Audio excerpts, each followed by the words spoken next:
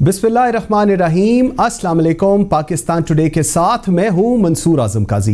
नाज़रीन, वज़ीर आज़म इमरान खान का कहना है कि हुकूमत के पास इख्तियार होते हैं और अगर सेनेट इलेक्शन ओपन बैलेट ना हुए तो अपोजिशन रोएगी। सेनेट इलेक्शन जिस तरह के आपको पता है 3 मार्च को हो रही हैं। तरीक़ेकार अभी तक एक लिम्बो की सिचुएशन में है। नहीं पता सीक्रेट बैलेटिंग होगी, नहीं पता ओपन बैलेटिंग होगी।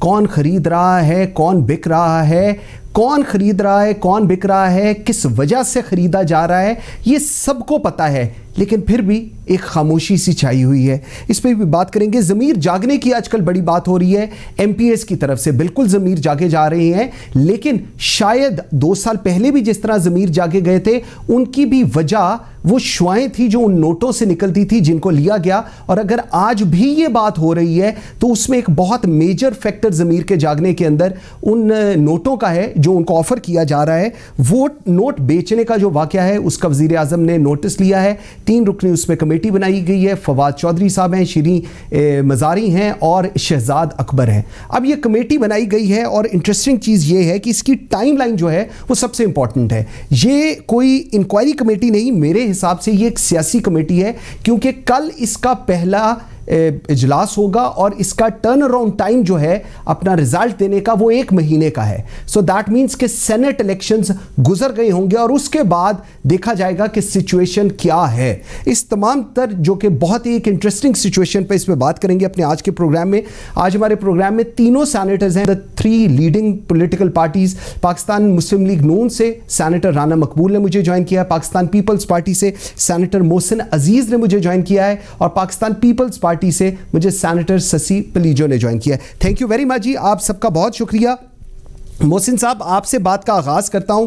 सर, प्राइम मिनिस्टर ने कहा, पहले मैं एक दफा आपको सुना दूं कि प्राइम मिनिस्टर पहले क्या कह रहे थे, अब क्या कह रहे हैं, फिर जी मैं आपसे सवाल करता हूं। जरा ये सुनिएगा प्लीज। आपको अपनी आंखों से दिखाऊंगा, आप नोट गिन रहे हैं, आप देखेंगे कि आपकी वीडियो आप नोट गिनते हुए। मेरे पास अगर ये वीडियो होती तो वो जो हमने 20 लोग निकाले थे, उन्होंने 2 ने तो मेरे पे केसेस किए होते। मैं अदालत में क्यों ना ये वीडियो। जी मोहसिन साहब, सर प्राइम मिनिस्टर को तो 2 साल पहले भी पता था, लेकिन अब ये एकदम वीडियो सरफेस होना और उसके बाद ये कमेटी बना देना, सर क्या वजह है? इसको जरा थोड़ा लिंकअप तो करें, सिचुएशन क्या बन रही है? तो ये है कि आप इसका जायजा लें कि 73 साल से ये मुल्क आज़ाद हुआ और 48 साल हो गए हमें कॉन्स्टिट्यूशन बने हुए। आज भी हम जो है एक दूसरे के ऊपर इल्ज़ाम लगा रहे हैं। आज भी जो सेनेट में लोग आ रहे हैं उनके ऊपर इल्ज़ाम लग रहे हैं, और इल्ज़ाम जो है सिर्फ इल्ज़ाम नहीं, उसकी हकीकत भी सामने आ गई। और उसके अलावा जो है न सिर्फ सेनेट में जो हाउस जो पूरा बना था, कमेटी ऑफ द होल जिसको कहते हैं, उसमें इसको डिस्कस किया गया। और उसमें जो 2015 में जब हम भी सेनेटर बने, शायद उस वक्त राना मकबूल साहब तशरीफ नहीं लाए थे, तो शायद ससी भी उस वक्त मौजूद थी। उस वक्त 38 लोगों ने इसके ऊपर बात की और तकरीबन तमाम का ये ख्याल था कि ये जो है ये जलालत हो रही है, इसमें जो है तो ये हमारा हाउस जो है उसकी बेतुकीरी हो रही है, हम बदनाम हो रहे हैं और ऐसे लोगों को एक्सपोज करने की जरूरत भी है और इसके ऊपर लेजिस्लेशन लाने की जरूरत भी है। लेकिन उसके बाद ये सब कुछ भूल जाते हैं। 2006 का अगर चार्टर ऑफ डेमोक्रेसी है उसमें भी इसका जिक्र है। 2014-15 में अगर नवाज शरीफ साहब ने बात की, उस वक्त भी ये बात हुई, हाउस में भी पूरी ये बात हुई, लेकिन इसके लिए कोई सामने खुलकर नहीं आता, क्योंकि हर एक के जो है कबर्ड में स्केलेटन मौजूद है। एक लीडर आया है, चाहे उसने वीडियो पहले देखी थी या नहीं देखी थी, आप इसको छोड़ें, आप इसकी बात करें कि वो खुल के सामने आया है, सुप्रीम कोर्ट के सामने भी गया है, लेजिस्लेशन भी लेकर आया है, और उसके अलावा जो है सुप्रीम कोर्ट के अलावा अब ऑर्डिनेंस भी लेकर आया है। उसकी नेक नीति को देखें कि सिटिंग गवर्नमेंट जो कि इस वक्त फेडरेशन में मौजूद है, इस्लामाबाद में मौजूद है, खैबर पख्तूनख्वा में वाइस मेजॉरिटी के साथ मौजूद है, पंजाब में मौजूद है और वहां पे भी कोलिशन गवर्नमेंट है बलूचिस्तान में, और सिटिंग गवर्नमेंट के पास क्या क्या इख्तियारात होते हैं। लेकिन इसकी शफाफियत को लाने के लिए इसको जो है ये जो बदनामी जो कि जिसकी वजह से न सिर्फ सियासत बल्कि सियासतदान जो है जलील हो रहे हैं, और उसको जो है उसका दाग धोने के लिए एक आदमी जो है मर्द मुजाहिद सामने आया है, मोहसिन साहब और उसकी अप्रिशिएट करना चाहिए। ठीक, मोहसिन साहब, मैंने ये आपने केपी की बात की और आपने ऑर्डिनेंस की बात की, मैं इसके ऊपर बिल्कुल आपके पास आता हूं। मैं जरा एक दफा राना मकबूल साहब के पास चला जाऊं। राना साहब, ये एकदम ये जो उजागर हो जाता है आजकल, ज़मीर हम देख रहे हैं पिछले 73 साल से ही शायद उजागर होता जा रहा है। आपको याद होगा कि चेयरमैन सेनेट का जब नो कॉन्फिडेंस मोशन आया था तो आपके 14 जो सेनेटर्स थे उनके भी एकदम ज़मीर, आपके और पीपल्स पार्टी, वो भी कहीं आगे पीछे हो गए थे। सर, ये ऐसे मौकों के ऊपर ही क्यों ज़मीर होते हैं, उससे आगे पीछे क्यों नहीं, क्यों उनको फर्क पड़ता? जी देखिए काजी साहब, ये कोई ड्यूरेबल एक्शन की जरूरत है, सस्टेन्ड एक्शन की जरूरत है। जो मोहसिन साहब कह रहे हैं इन प्रिंसिपल ये बात दुरुस्त है, लेकिन अगर आप दुरुस्त बात को भी ठीक तरीके से ना करें तो वो बैकफायर करता है। There has to be method even in madness. आप देखें 2-3 दिन पहले गवर्नमेंट ने सुप्रीम कोर्ट में 186 के तहत इंटरप्रिटेशन एडवाइस के लिए रिक्वेस्ट किया सुप्रीम कोर्ट को, ठीक है, अबाउट दिस इलेक्शन जो है कि इसका कैसे होना चाहिए, सीक्रेट बैलेट हो, ओपन बैलेट हो। अब अभी वहां तो केस पेंडिंग पड़ा हुआ है।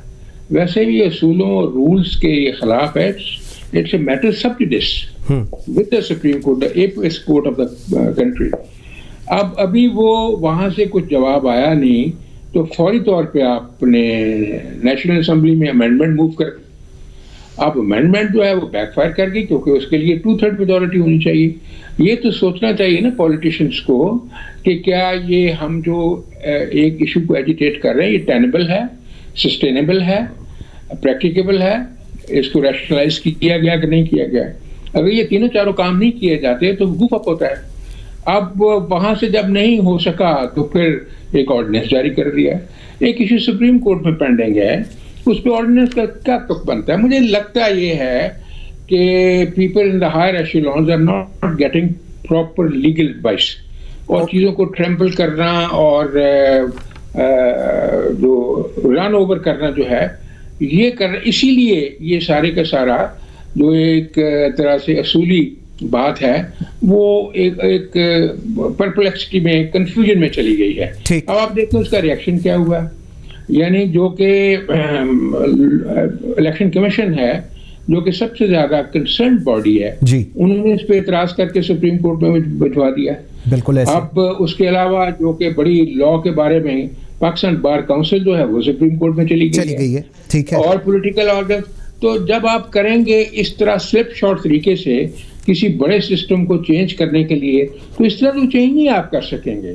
फिर लोगों ने आपके इंटेंशन को इसी वजह से डाउट करना शुरू कर दिया कि जी मसला ये है कि जिन कैंडिडेट्स को आप भिजवा रहे हैं फील्ड में, कुछ कैंडिडेट्स ऐसे हैं जिसको इलेक्टोरल कॉलेज जो है एमपीएस का और एमएनएस का वो पसंद नहीं करता। ओके। खासतौर से नेशनल असेंबली का इशू ये है कि अगर नेशनल असेंबली में पीटीआई का या गवर्नमेंट का दो में से या दोनों कैंडिडेट अगर हार जाते हैं तो that will be reflecting on the strength of the government, और हो सकता है फिर इसके लिए इसको रिपेयर करने के लिए प्राइम मिनिस्टर को ए फ्रेश वोट ऑफ कॉन्फिडेंस लेना पड़े। ओके। ये इसकी इम्प्लीकेशंस हैं। इसलिए ये हपड़ दपड़ में कर लिया गया है। असूल जो भी हो, असूल को अगर हम पूरी तरीके से विजडम के साथ सोच समझ के अगर इम्प्लीमेंट करेंगे वो तो शायद हो जाए, लेकिन अगर आप इस तरह से स्टैम्पीड करेंगे तो बैकफायर करेगा। ऐसे जी ठीक हो गया। ससी, थोड़ी सी अभी बात हो रही है वो उस ऑर्डिनेंस की। मैं देख रहा था कि दस्तूर का 89(1) क्लॉज है जिसमें लिखा हुआ है कि सदर मुमलिकत किस सिचुएशन के अंदर ऑर्डिनेंस का इजरा कर सकते हैं। तो उसमें कैटेगोरिकली लिखा हुआ है कि सदर सवाए जबकि सेनेट या कौमी असेंबली का इजलास हो रहा हो या अगर इस बारे में मुतमईन हो कि ऐसे हालात मौजूद हैं जिनकी बिना पर फौरी कार्रवाई जरूरी है, तो हालात के तकाजे के मुताबिक ऑर्डिनेंस वज़ा नाफिज कर सकते हैं। कौमी असेंबली का इजलास चल रहा था, ऑर्डिनेंस आ गया। Let's take it from Mohsin साहब पॉइंट कि वो कह रहे हैं पीछे सबको छोड़ के एक ऐसा लीडर आया है जो ये चेंज करना चाह रहा है, जिसके अंदर ये हिम्मत है चेंज करने की। लेकिन जब राना मकबूल साहब का जो पॉइंट है कि फिर उसको तरीकेकार तो उसका ठीक होना चाहिए। पाकिस्तान पीपल्स पार्टी का क्या व्यू है इस पे? बहुत शुक्रिया मंसूर। देखें, ये कोई आम चीज नहीं थी, आम लेजिस्लेशन नहीं थी। हम तो कह रहे थे कि ये 2/3 मेजॉरिटी के सिवा नहीं हो सकती चीज। उन्होंने जिद की नहीं, ये तरमीमी चीज नहीं है, हम जाएंगे कोर्ट में फ्रस्ट्रेशन में ये भाग गए। पीटीआई की बात कर रही हूँ, मोहसिन अजीज साहब तो बड़े ही जो बेहतर उनके हमारे अच्छे भाइयों में से हैं और बिल्कुल कोलीग रहे हैं, और कमेटी ऑफ होल में भी हम जो है देखकर बैठते थे, ऑब्जर्व करते थे, अच्छी राय भी वहां आई, ये इसमें कोई शक नहीं। 6 साल हमने बड़ी ही मुतहरक हमने सबने गुजारे हैं, और ऐवान बाला जो है उसमें खासकर जो ये टेन्योर है उसमें बहुत सारी काम की चीजें हुई है, हमने उसको वो स्टैंडर्ड भी दिया, खासकर रज़ा रबानी साहब के दौर में। मंसूर, अब ये है कि ऐवान सदर तो ऑर्डिनेंस की फैक्ट्री हो चुकी है, हकीकत ये है। बहुत सारे लोगों का ये कहना है, और मैं भी इस बात की हूँ कि मुआखज़ा होना चाहिए खुद प्रेसिडेंट का, पीडा से लेकर जो भी ऑर्डिनेंस आए हैं जो तुक्की नहीं बनती। अब ये है कि बाकी जो डिटेल्स जो है वो राना साहब ने बताई है। अब आप बताएं, एक तो तरमीमी वो कह नहीं है, इंटरप्रिटेशन के लिए गए, भागे, फिर बिल लेकर आए, बिल फिर 12 मिनट में उन्होंने स्टैंडिंग कमेटी से निकाल देंगे। वो जब चीज खिला रही अपोजिशन का हमें सुना जाए तो ये कहते नहीं, वन साइडेड चीजें होती है। एक तो कौमी असेंबली में खुद उन्होंने मछली मार्केट का समा, ये बड़ी अफसोसनाक ये मनाजिर थे, बड़ा अजीब लगा मुझे। और यानी हाउस अभी एक दिन पहले प्रयोग करके वो फॉरन ऑर्डिनेंस लेकर आए। ये पीडा में भी यही हुआ, हमने कहा था ये खड़ा नहीं रह सकेगा, ये नहीं हो सकेगा ऑर्डिनेंस। ये जो आइलैंड्स के हवाले में आपने देखा कि वो खत्म हो गया, क्योंकि हमारी रेजोल्यूशन इंतजार कर रही थी, वो लेकर आते हम वही उसको बुलडोज करके खत्म कर देते। अब चीज ये है कि जो भी चीज हो, हर पार्टी का राइट है, बिल्कुल ये बात सही है। तो मोहसिन साहब ने मुख्तलिफ चीजें कही। ये देखें, ऐवान में जब बैठते हैं, लेजिस्लेशन होती है, तो उसके लिए जो आपकी पार्लियामेंट्री प्रैक्टिसेस है या आपकी जो भी कॉन्स्टिट्यूशन में और उस प्रोसीजर में चीजें तय हैं, उसको पार्लियामेंट्री इंस्ट्रूमेंट्स से आप जो भी चीज वो तरीके से करें। लेकिन ये नहीं होता, ये नहीं होता, आपके इंटरेस्ट को सर्व कर रही हो चीज, उसके लिए आप आउट ऑफ द वे भी जाकर और सिर्फ अपोजिशन को दीवार से लगाने के लिए ये चीज करें, या डरे हुए हो कि आपकी पार्टी से आपके जो इलेक्टोरल कॉलेजेस हैं यानी असेंबलीज हैं सूबाई, जहां से वोट पड़ने वाले हैं, वहां आपको खौफ है कि खुरम लगारी जैसे बहुत सारे लोग जो हैं वो आपसे बदजन हो चुके हैं और ये वोट नहीं करेंगे आपकी चीजों। तो फिर वजीर आज़म साहब का ये कहना, मेरे ख्याल में खान साहब को ये बिल्कुल नहीं थी। ये कंडेम करते हैं कि उन्होंने कहा कि ये अब अपोजिशन के वोट कम हो जाए। अभी भी उनको डर है क्या अपोजिशन क्यों शशि, आपका पॉइंट आ गया जी, ठीक हो गया, बिल्कुल ठीक हो गया। व्यूअर्स, एक छोटी सी ब्रेक लेता था, मैं ब्रेक से वापस आता हूं। तो मोहसिन अजीज साहब से जरा ये जो एक वीडियो है इसके ऊपर भी बात करेंगे, क्योंकि इनके अपने ही जो रुकन हैं वही पैसे ले रहे हैं और वही दे रहे हैं। ये क्या कहानी है और इसका क्या रिजल्ट निकलेगा, इस पर बात करेंगे, मेरे साथ रहिएगा।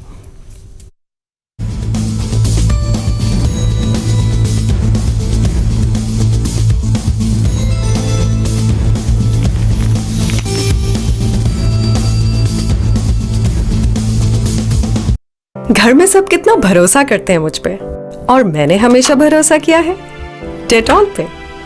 अब ये साबित है कि डेटॉल कोविड-19 वायरस के खिलाफ मौसर है। मिलके बढ़ाए welcome back after the break जी। मोहसिन अजीज साहब, सर मुझे जरा बताइएगा, ये जो एक वीडियो का बनाया और उसके बाद कमेटी बनाई गई है, उसके जो TORs हुए हैं जिसके ऊपर फवाद चौधरी साहब इनिशियली ये कह रहे हैं कि जी हमने ये डिसाइड करना है कि ये FIA में केस जाएगा, नैब में जाएगा, या इसको पुलिस डील करेगी। सर इस सारी एक्सरसाइज से इस वक्त क्या अखज़ करने की कोशिश की जा रही है, जबकि ये वीडियो पुरानी है और इसके अंदर जिन लोगों के नाम लिए गए हैं उनके ऊपर कोई बात नहीं कर रहा, जिन्होंने पैसे लिए हैं उन पे सारे बात कर रही हैं जी।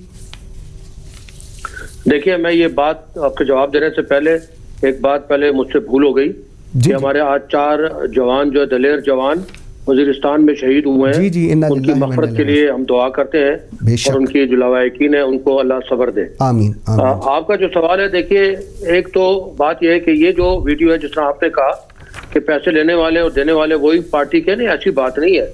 जो एक मैं बड़ा एक थोड़ा सा नाजायज सा लफ्ज़ इस्तेमाल करूंगा कि तमाशबीन की तरह जो एक आदमी बैठा हुआ है सिगरेट जो पी रहा है, वो पीपल्स पार्टी को बिलोंग करता है, वो पैसे देने वाला है और बाकी जो है वो पैसे लेने वाले हैं। तो जो पैसे लेने वाले हैं उनके ऊपर जो है अब एक्शन पहले नहीं लिया गया। पहले आपको मालूम है कि 20 जो है हमारे MPs जो इलेक्टेबल MPs थे उनको जो है पार्टी से निकाला गया। ये किसी तरीके से रह गया होगा या ये वीडियो सामने नहीं आई। अगर वीडियो सामने आती तो जब खान साहब के ऊपर ये बाज लोगों ने, हमारे पार्टी के लोगों ने केसेस किए, तो उस वक्त ये सामने ले आते, उसी वक्त अपना केस खत्म कर देते। कि ये गज है और ये मैदान है, ये आपकी वीडियो है। लेकिन बात तो ये देखिए, जिस पार्टी से वो लोग आए थे, जिस पार्टी के 2 मेंबर्स आए थे, उनके पास 6 खाली एमपीएस थे और 2 उसके मेंबर जो हैं वो इलेक्ट होके आ गए, और तीसरा मेंबर जो है वो भी तकरीबन होते होते रह गया था। और मैं उस दिन वहां पे, हालांकि मैं तो इलेक्टेड मेंबर था, लेकिन एज ए पार्टी वर्कर उस दिन वहां मौजूद था जब इलेक्शन हो रहे थे। तो इनके पार्टी के, यानी पीपल्स पार्टी के एक बहुत सीनियर एमएनए साहब अपनी बेगम साहब के साथ वहां तशरीफ फरमा थे और कह रहे थे कि जी 3 हमारे जो है तो मेंबर जो है इलेक्ट होके आएंगे। तो मैंने कहा आपके पास कौन सा जादू है? हाँ। उसने कहा ये जादू आप देख लेना। बहरहाल फिर वो जादू का ये हुआ कि सिर्फ 2 आदमी आए। तो इन्होंने क्या एक्शन लिया? जिन लोगों को ये याद देखें, रिश्वत लेने वाला, रिश्वत देने वाला दोनों जानवी है। तो बात यह कि जो वो जानवी लोग जब सेनेट में आके बैठे, और अपर हाउस है जी, इसको upper house of the parliament कहते हैं, अपर हाउस की इतनी बेतुकीरी अगर की जाती है, तो मैं बार बार फिर यहाँ गुजारिश करता हूँ, not that Imran Khan is my leader, but he has taken a step forward, जो कि 73 साल में नहीं लिया गया, जो कि कॉन्स्टिट्यूशन बनने के बाद नहीं लिया गया, और उसको अभी एक हिम्मत हुई है। उसको बजाय ये कि तनकीद करने के, कि इसको तनकीद के, उसको तो अप्रिशिएट करना चाहिए कि कम से कम बिल लेके आया। आप अगर सिंसियर थे तो आप उस बिल के ऊपर बैठ जाते, बात करते। आपने तो वहीं शोर और फसाद मचाना शुरू कर दिया। ये जो है ना, देखिए, ये मुकन्नफ जो है ना, हम लोग जो हिपोक्रेसी है, हिपोक्रेसी को आप खत्म होना चाहिए। ये मुनाफिकत जो है, इसको आप खत्म हो जानी चाहिए कि आप कहते कुछ है करते कुछ। मुनाफिकत की वजह से हम आज पाकिस्तान इस नहज पे पहुंच गया है और जो है सियासत यहाँ पे बदतदरीज नीचे की तरफ जा रही है। तो ये हम जो मुनाफिकत है, इसको अगर यहाँ से खत्म कर देंगे, खत्म करना चाहिए। बिल्कुल ठीक है, पाकिस्तान आगे की तरफ बढ़ेगा। राना साहब, मुझे थोड़ा सा एक और पर्सपेक्टिव जो इसका है, एक तो ये चीज है कि ये वीडियोस आ गई, पता चल गया कि जी ये एमपीएस हैं, इन्होंने दिए पैसे, उधर से आए। सर, उसके अंदर दो लोगों के नाम लिए जा रहे हैं, परवेज खटक साहब का, असद कैसर साहब का, जो अभी हम देख रहे हैं चीजें होती हुई। Apparently the bug is stopping right on those MPS जिन्होंने पैसे लिए हैं और जो दे रहे हैं उनके ऊपर। सो इसका रिजल्ट, इसको पूरा फ्रेम जिसने किया या जहां पर ये हैपनिंग्स हुई, उसके ऊपर कोई अभी तक अपेरेंटली नजर नहीं आ रहा, ना ही कमेटी की तरफ से कोई चीज नजर आ रही है कि उन पर भी कोई बात की जाएगी। इस पे आपका क्या व्यू है जी?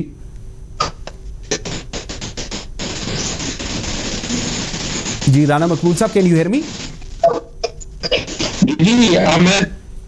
जी जी, मेरी बात आपको जी आ रही है जी, प्लीज। मैं नहीं समझ सका जो आपने बात कही है, लेकिन जो एंग्जाइटी है, मैं मुस्लिम साहब को मुबारक भी देता हूँ, हमारे आगे पीछे बैठते हैं, सीनियर हैं, हमारे से आगे होते हैं। इस एंग्जाइटी और परेशानी को बंद हो जाना चाहिए। उसकी वजह यह है कि जो भी एस्पिरेशन है, अब ये इश्यू सुप्रीम कोर्ट के पास सबमिट है अंडर आर्टिकल 186। अब का इंतजार फरमाएं सुप्रीम कोर्ट के। अगर वो ये करते हैं कि हाँ ओपन बैलेट हो सकता है। रान साहब, मुझे आपकी आवाज थोड़ी, सर मुझे आपकी आवाज थोड़ी कट रही है, ठहरिए, आपसे दोबारा कनेक्ट करते हैं। मैं उतनी देर सस्सी का व्यू पॉइंट ले लूं। सस्सी, मुझे आप बताइएगा, एक आप लोगों के ऊपर भी, जिस तरह मोहसिन अजीज साहब जो बात कर रहे हैं, उसका भी आई रियली वांट, और हम लोग जरा अंडरस्टैंडिंग के लिए बहरमन तंगी और सेनेटर रुबीना खालिद, ऑल दो हमारे प्रोग्राम्स में आती हैं, वेरी रिस्पेक्टेबल लेडी, वो कहती है जी 7 सीटें थी आपकी, आपने किस तरह 2 सेनेटर्स निकाल लिए खैबर पख्तूनख्वा से, क्या कहेंगी इसके ऊपर आप? मंसूर, मैंने अभी मोहसिन भाई की बात सुनी, मेरी तरफ से भी उनको मुबारकबाद नामजदगी की, और बड़े मुतरक सेनेटर हैं और आगे भी वो जो है उनका रोल जो है हम देखते हैं। अब बात यह है कि पीपल्स पार्टी पर जो इल्जाम लगते हैं, लेकिन खुद चौधरी सरवर जिस तरीके से आए हैं, उसकी तो बड़ी ही जबरदस्त जस्टिफिकेशन नून लीग वाले देते हुए कि उनकी शख्सी अट्रैक्शन इतनी थी कि यहाँ वहां से वोट पड़ गए। देखिए, पीपल्स पार्टी के हवाले से बहरमन तंगी साहब और रुबीना, उन्होंने बड़ा वाज़ेह करके बताया है कि जहां हमारी जो जमायतें छोटी बड़ी थी, उनके साथ अरेंजमेंट थी, हमने उनके साथ जो है वो इलेक्शन साथ मिलकर लड़ा, और जो खवातीन के हवाले से भी जो वोट पड़े उनका भी बहरमन तंगी साहब ने बड़ा डिटेल में, और फिर फैसल कुंडी साहब ने भी जवाब दिया। अब बात ये तो इल्जामात को तो मैं रद्द करती हूँ। बात यह है कि उसूलन पाकिस्तान की पार्लियामेंट्री हिस्ट्री में ये जो खराब प्रैक्टिसेस माजी से हुई आ रही है, अभी सुप्रीम कोर्ट की चीफ जस्टिस साहब की ऑब्जर्वेशन जो डे बिफोर यस्टरडे मेरे ख्याल में उनकी थी, वो बड़ी ही मुझे दिल को लगी कि उन्होंने कहा कि मुतवातिर क्योंकि जमहूरी सिस्टम रहे नहीं है, तो इस किस्म की चीजें जो अभी वीडियो की आपने बात की या इससे पहले जो सामने आती रही हैं, अनफॉर्चुनेटली ऐसी चीजें जो हुई हैं तो उनकी जस्टिफिकेशन उन्होंने दी, मैं उससे बिल्कुल मुत्तफिक हूँ। क्योंकि एक तो एक टेम्परिंग, मैनिपुलेशन और सही आदाद शुमार, ये एक बंदा एक वोट होना चाहिए ना। यहाँ तो हमने यानी अभी आप देख लें, ओपन वोट की बात हो रही है तो जनरल इलेक्शन में तो खुफिया राय शुमारी एक आम बंदे के लिए, ठीक है, लेकिन फिर वो आ रहे, और अगर चेयरमैन के लिए हम कहते हैं कि वो भी ओपन होना चाहिए तो उसके लिए बहुत सारे खुद पीटीआई से ही भाई हमारे कहते हैं कि नहीं नहीं नहीं नहीं वो नहीं। अब बात ये है कि इस हवाले से पीपल्स पार्टी, अब मैं सिंध की मिसाल दूंगी कि हमारी अच्छी खासी स्ट्रेंथ है और हमारे जो है आप देखिएगा इसी हवाले से आएंगे और फिर भी इल्जाम की बारिश आप देख रहे हैं। दूसरे भी अभी भी दूसरी इलेक्ट्रल जो कॉलेजेस हैं उसमें भी अभी हम अपने जो भी कोऑर्डिनेशन के साथ मिल बैठ कर हमारी जो भी अपोजिशन जमायतें उनके साथ इलेक्शन लड़ेंगे। इसके मतलब ये नहीं है कि आप हमें कहें कि आपकी तो 2 लोग थे पर आपने 7 वोट कैसे ले लिए। बात यह है कि जो मैं फिर कहूंगी प्राइम मिनिस्टर साहब ने बात की वो खतरनाक है कि ये जो अभी खुफिया रायशुमारी होगी, ये वो कह रहे हैं जी आप लोग रोएंगे अगर आपने ओपन बैलेट ना किया तो आप लोग रोएंगे। This is something which must be condemned, you know. ठीक, पॉइंट आ गया जी आपका, बिल्कुल ठीक आ गया। राणा साहब, मैं आपके लिए सर सवाल छोड़े जा रहा हूं, मुझे ब्रेक का कहा जा रहा है, मैं सवाल आपके पास दोबारा जा रहा हूं। एक तो ये एलिगेशन लगाई गई एमपीएस की तरफ से, एमपीएस पैसे ले रहे हैं, कौन दे रहा है ये हम सब ने देख लिया। जो एमपीएस का व्यू पॉइंट है कि जी परवेज खटक साहब और असद कैसर साहब दे वर द फैसिलिटेटर्स, उन्होंने हमें कहा था, उसके ऊपर कोई बातचीत नहीं हो रही। क्यों नहीं हो रही, इसमें मैं आपसे जवाब लूंगा एक छोटी सी ब्रेक के बाद। नाज़रीन मेरे साथ रहिएगा। Welcome back after the break ji. Senator Rana Maqbool साहब, सर आपके लिए मैं सवाल छोड़ गया था, इस पे क्या आप कमेंट करेंगे जी? मैं कहा आपसे ही शुरू करूं जी। बात ये है, ये तो अब इंक्वायरी भी कॉन्स्टिट्यूट कर दी है प्राइम मिनिस्टर ने इस सारे इशू पे, अब वो इसका रिजल्ट देंगे। लेकिन प्राइम फेशाई 2-3 सवाल बनते हैं, वो अजीबो गरीब को एनिग्मा सा बना हुआ है कि 3 साल पहले ये वीडियो थी और वो एमपीए था, उसका क्या वतन पार्टी का या क्या था जी, अब वो सारा कुछ वो कर भी रहा है। फिर उसी एमपीए को जो बेसिस बनी है सारी एविडेंस का, उसी एमपीए को law minister, that true law minister, exactly, law department of the province, and he continued for 3 years as 2.5 years, more than that, as law minister. Okay. And ये बहुत सारे सवाल छोड़ गई है ये बात, इसलिए इसको जरा प्रोब भी कर लें, देख भी लें और कुछ अपनी इंट्रोस्पेक्शन भी कर लें। चीज़ों को ऐसे पुश करने से काम नहीं चलता। Until unless people are convinced, हम लोगों ने सारी डेमागोगी के ऊपर जोर दे दिया है कि जो हमारे वो तर्जमान है वो बोली जाएंगे, तो ये फिर ज्यादा रेपिटेटिव जो है ना चांटिंग इस किस्म की, that proves to be counterproductive. ये भी हमें थोड़ा समझ लेना चाहिए। जैसे मैंने पहले अर्ज किया है कि हमने इशू को रैशनलाइज नहीं किया before putting before the supreme court. अब आप देखें, अब एक ही हल है जो मैं तसल्ली देता हूँ, जो मूवर्स हैं खास तौर से, उन्हें सर हौसले और सब्र से 186 आर्टिकल की इंटरप्रिटेशन का इंतजार करना पड़ेगा बाय द सुप्रीम कोर्ट। ठीक है, अगर सुप्रीम कोर्ट अपनी इंटरप्रिटेशन में ये कह देती है कि ये ओपन हो सकता है तो फिर ओपन हो जाएगा, फिर तो बात खत्म हो गई। ठीक है, एंड इज अचीव्ड। ओके, अगर वो कहते हैं कि नहीं हो सकता, you have to get back to the provisions of Article 226 of Constitution, तो नहीं हो सकता तो फिर वो करना पड़ेगा। उसके लिए एक अलग मैकेनिज्म है, उसके लिए ये जो नफरतों की गुफ्तगू ये थूकनी पड़ेगी, को मोहब्बत की बात करनी पड़ेगी। जो ये फिलॉसफी है ना कंडेमनेटरी एंड डेफेमेटरी और बगैर अनहेजिटेटिंगली एक ही बात रेपिटेटिवली किए जाना जो है, वो कोई मैं नहीं समझता कोई बहुत ज्यादा विजडम की बात होती है। इसके असरात नेगेटिव होते हैं। You have to persuade people to come forward and cooperate with you. अगर अमेंडमेंट करनी है 226 की तो बैठना पड़ेगा और डिस्पैशनेटली चीजों को देखना पड़ेगा, लाइक ए गुड पार्लियामेंटेरियन। वो हो जाएगा तो वो मसला हल हो जाएगा।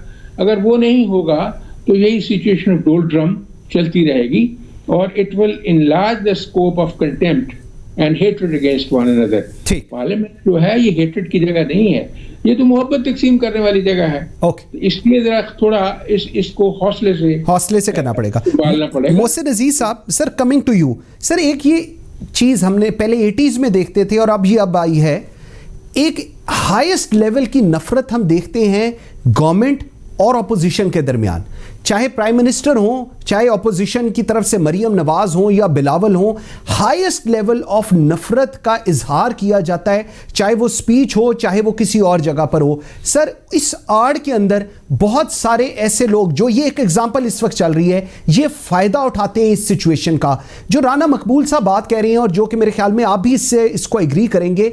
ऐसा किस तरह एटमॉस्फेयर बने कि हुकूमत और अपोजिशन बैठकर चीजों को रिजॉल्व की तरफ जाए? ये नफरतें दूर हो जाएंगी और दूर हो सकती हैं। इससे पहले मैं एक जरा गुफ्तगू कर लूं कि ये जो इल्जाम लगे खटक साहब पे, जी श्योर, प्लीज बिल्कुल गलत है, क्योंकि एक चीज जो है वो सामने अब आ गई है, तो चोर मचाए शोर वाली बात है कि एक आदमी जो है 2.5 साल के बाद वो कहता है कि जी मुझे ऐसे कहा गया था और ऐसे कहा गया था। आपने देखना है कि हमारा जो है वहां से 2 सेनेट की सीट, बल्कि एक तो फॉर श्योर और दूसरी सेनेट की सीट हमारी लूज हुई है वहां से, यानी पीटीआई की लूज हुई है और वो दूसरी पार्टी को गई है। तो खैर उसमें जो है कि खटक साहब का नाम लेना और गुलाम लेना बिल्कुल नाजायज है। और जहां तक देखें नफरतों की बात है, नफरतें बिल्कुल दूर होनी चाहिए, लेकिन उसमें एक कंडीशन वो जो है सिर्फ ये है कि ये जो 9-10 लोग हैं इनको ये भी बचाना बंद कर दें कि जिनके ऊपर केसेस मौजूद हैं, जिनके ऊपर काफी सारे एविडेंसेस मौजूद हैं। अब ब्रॉड शीट का केस भी सामने आ गया, इसमें हुकूमत का क्या लेना देना। अब देखिए यहाँ पे जब हम बात करते हैं, जब मुल्की मफाद में बात होती है, यहाँ पे भी जो है ये जो हमने किया, ये ऑर्डिनेंस जो किया कंडीशनल है, सबको मालूम है कि ये कंडीशनल है, इसमें प्रोविजन रखी गई है। अब इसका मुफाद क्या है, इसका मुफाद किसके लिए होगा? मुल्क के लिए होगा। फैटम का अगर बिल ला रहे थे तो फैटम का मफाद क्या था कि हम ग्रे लिस्ट से कहीं ब्लैक लिस्ट में न चले जाएं। हमारे जो मुखालिफ ममालिक हैं वो हमारे अगेंस्ट बड़े जोरों शोर से लगे हुए थे। अब उसमें जब बात होती है तो आप उसके साथ क्या तल्लक है फैटम का नैब के साथ, कि आप नैब के उस वक्त जो है चीजें ले आते हैं और वो जो ड्यूरिंग द डिस्कशन आप उनको सामने ले आते हैं। तो यहाँ पे सब चीजों को ये देखना पड़ेगा कि किस तरीके से है। देखिए, शफाफियत लाने के लिए कुछ स्टेप्स लेने पड़ते हैं। सबसे पहले जो हमारे सेनेट के इलेक्शन हुए, डोमिसाइल का कल्चर जो है इमरान खान साहब लेके आए। ठीक, यहाँ पे हमारे खैबर पख्तूनख्वा में बहुत सारे हमारे उस वक्त के पार्टी दरीना वर्कर जो है वो नाराज हो गए क्योंकि उनके पास डोमिसाइल नहीं था, खान साहब ने नहीं दिया उनको, यहाँ से वोट, यहाँ से उनको टिकट नहीं दिया। Same is true even today. और बाकी पार्टियों का आप देख लें, वो अपने जवाब खुद देंगे कि किस तरीके से वहां पे टिकट जो है दिए जाते हैं, किसकी पसंद पे दिए जाते हैं। यहाँ पे people rotate around the party and not that the party rotates around the people. हमारी पार्टी में और दूसरी पार्टियों में सिर्फ ये एक इम्तियाजी फर्क मौजूद है। ओके, ठीक है। ससी, मुझे 2 चीजें, एक तो हमने सुना था यूसुफ रजा गिलानी साहब को इस्लामाबाद से सेनेट की टिकट दी जा रही है, लेकिन उन्होंने आज रिफ्यूज कर दिया।